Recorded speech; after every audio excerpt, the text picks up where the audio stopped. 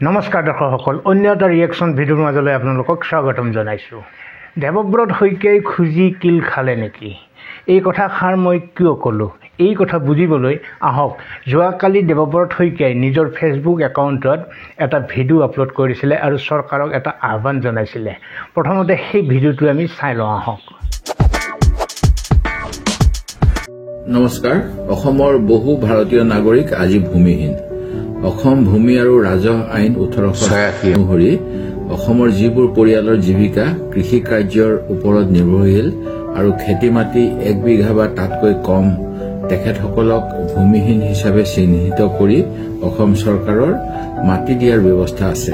আৰু এনেকুৱা ভূমিহীন পৰিয়াল অসমত লাখ লাখ বৰ্তমান সময়ত আছে বুলি বিধানসভাত তথ্য দিয়া হৈছে। আমাৰ অসমখনৰ মাটি অসমৰ নাগৰিকসকলৰ। চৰকাৰ এই মাটিৰ অভিভাৱক অভিৰক্ষক। যেনেধৰণে কোষাগাৰত থকা টকাখিনি কোষাগাৰৰ নহয়, বৰঞ্চ সেই টকাখিনি মাত্ৰ সুৰক্ষিত কৰি ৰাখিবলৈহে কোষাগাৰৰ বিষয়াসকল দায়বদ্ধ। ঠিক একেই ধৰণেৰে চৰকাৰী মাটিৰ অধিকাৰ অসমৰ নাগৰিকৰ আৰু ইয়াক সুৰক্ষিত কৰি ৰখাৰ দায়িত্ব ৰাজ্য চৰকাৰৰ। গতিকে অসমৰ যিমানসমূহ ভূমিহীন পৰিয়াল আছে, ভূমিপুত্ৰই হওক বা গৰাখহনীয়াত ক্ষতিগ্ৰস্ত, তেখেতসকলক অগ্ৰাধিকাৰৰ ভিত্তিত ভূমি আবণ্টন দিয়া উচিত। আদানী আম্বানী পৰিয়ালৰ কথা চিন্তা নকৰি অসমৰ মানুহৰ জীৱিকা নিশ্চিত কৰা উচিত। মানুহে যাতে নিজৰ পৰিয়ালৰ সুৰক্ষাৰ বাবে এখন ঘৰ পাতি শান্তিৰে জীৱন যাপন কৰিব পাৰে, তাৰ বাবে অসম চৰকাৰক চিন্তা কৰিবলৈ আহ্বান জনাইছো। যি বিজেপিয়ে সাধাৰণ মানুহৰ খাদ্য, বস্ত্ৰ, বাসস্থানৰ অভাৱ পূৰণ কৰিব পৰা নাই, তেওঁলোকে বিকাশৰ কথা কেনেকৈ কব? ভূমিহীন সাধাৰণ মানুহক বাসস্থানৰ বাবে আৰু কৃষি কাৰ্যৰ কাৰণে ভূমি দিয়ক।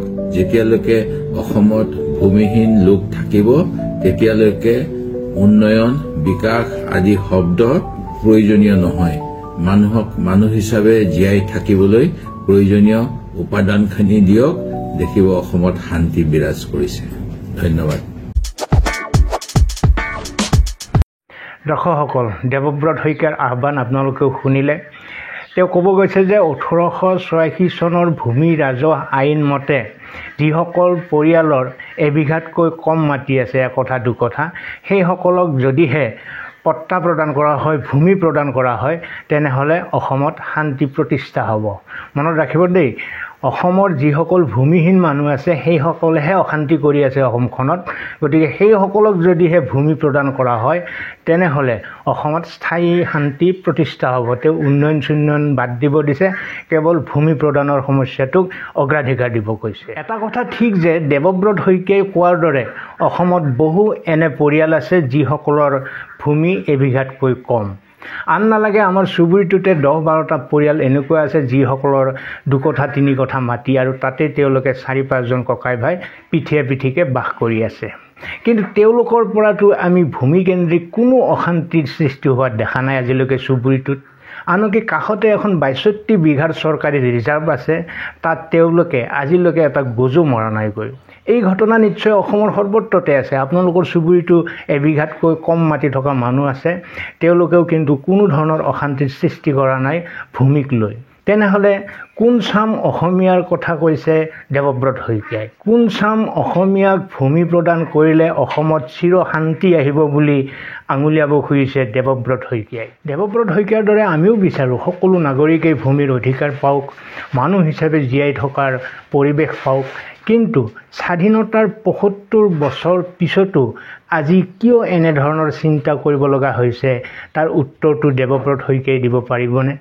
যিসকল মানুহক উচ্ছেদ কৰি থকা হৈছে, সেইসকলক যদি তাত সংস্থাপন কৰাৰ লগে লগে মাটিৰ পট্টা প্ৰদান কৰি থ'লেহেঁতেন, আজিৰ দৰে এই পৰিৱেশ হ'লহেঁতেন নে? তেওঁলোকক উচ্ছেদ কৰিব লগা হ'লহেঁতেন নে? তেওঁলোকে আজি সংখ্যালঘুৰ ৰক্ষক বুলি কয়, কিন্তু স্বাধীনতাৰ 75 বছৰে তেওঁলোকক মাত্ৰ তোষামত কৰিলে, ভোটৰ ৰাজনীতি কৰিলে তেওঁলোকৰ লগত। আজিলৈকে তেওঁলোকক ভূমিৰ পট্টা নিদিলে, কোনো ধৰণৰ অধিকাৰ নিদিলে তেওঁলোকক। এই কথা সংখ্যালঘুসকলেও আজিলৈকে বুজি পোৱা নাই।